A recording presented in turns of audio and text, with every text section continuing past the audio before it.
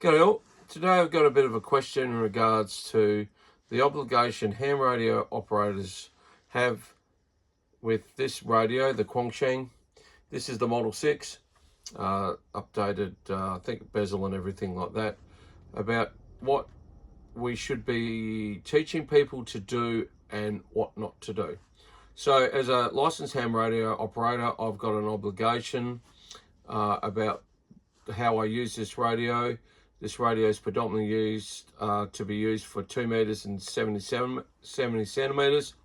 However, this radio can also be opened up on the CB bands over here in Australia on UHF, which is 477 megs. I believe it can be opened up to transmit on 220 megs for the guys in the States.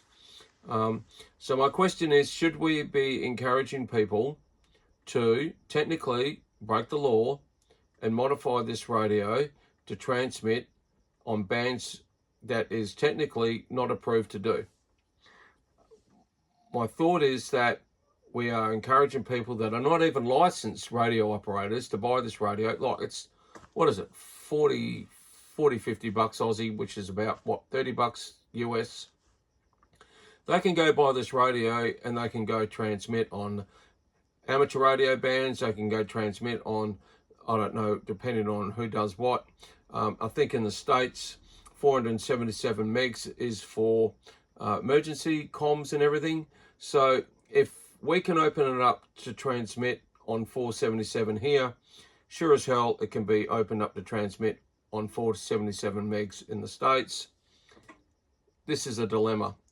I don't think, from my side of it, we should be encouraging people to do that inadvertently by posting videos about how to do that, how to open it up, how to technically break the law.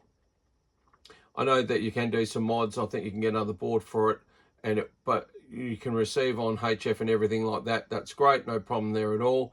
But I think after about 50 or 60 megs, it can transmit, and to me that is a problem. I don't know about the air bands, about 136 megs AM or FM. I know the radio can be opened up to receive. So it's only going to be a matter of time before somebody cracks the codes and opens up this radio so it can transmit on anything, everything on anything. And I think that's dangerous. I think it's dangerous to the hobby, and I think it's dangerous to people at large, that some people will just get this radio and use it for what it's not intended to be used for, and could cause some real serious problems. But for me, I'll just be using it as a 2 meter and 70 cm radio as it's designed to be. I've got no reason to use it for 477 megs here in Australia. And also, what else there? So that's about it. So for me, it's 2 meters, 70 cms. Anyway, I just thought I'd throw that one out there in regards to this radio. I'd like people to be responsible with it in regards to what it can do on transmit. And it's not a toy. In the wrong hands, this radio could cause a fair bit of carnage with people that aren't licensed, have no regard for the hobby, and could transmit all over the place and cause a fair bit of damage to the ham radio community at large, because at the end of the day, it'll be tagged as a ham radio.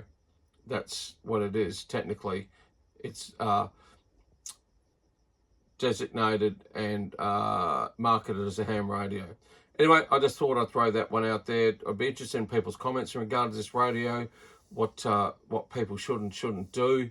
As I said, I'm not the moral police. I'm not here to lecture people about it.